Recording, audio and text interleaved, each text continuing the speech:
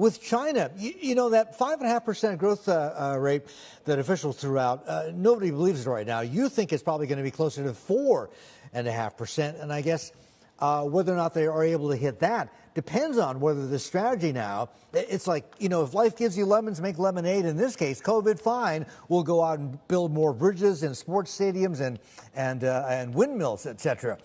But, I mean, doesn't the success of that hinge exactly on COVID? Because, you know, first Shanghai, now Beijing, if it gets worse, you know, they're going to have trouble getting crews out to build those roads and sports stadiums, no? Absolutely. You know, the effectiveness of stimulus will depend on COVID control. Latest news has been incrementally a touch better, new cases coming down, and some signs that, you know, in Shanghai, we might be getting past the worst, although it's always a little hard to tell.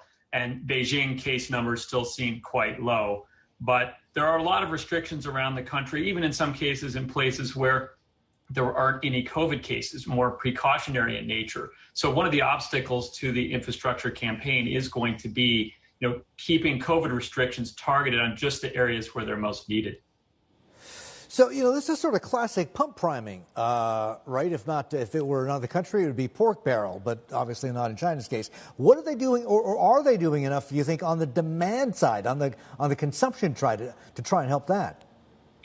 Well, certainly on the demand side, you know, its stimulus looks different than what we typically see in a lot of, you know, developed market economies. You know, in the U.S., obviously, we threw a lot of money at the consumer in an effort to prop up consumer spending.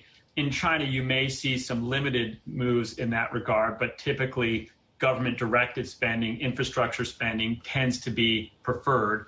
And certainly, following Xi Jinping's statements earlier this week at a key economic meeting, that sounds as if infrastructure will be the priority. We're also expecting a Politburo meeting in coming days, which should likely reinforce the sense of urgency towards ramping up easing.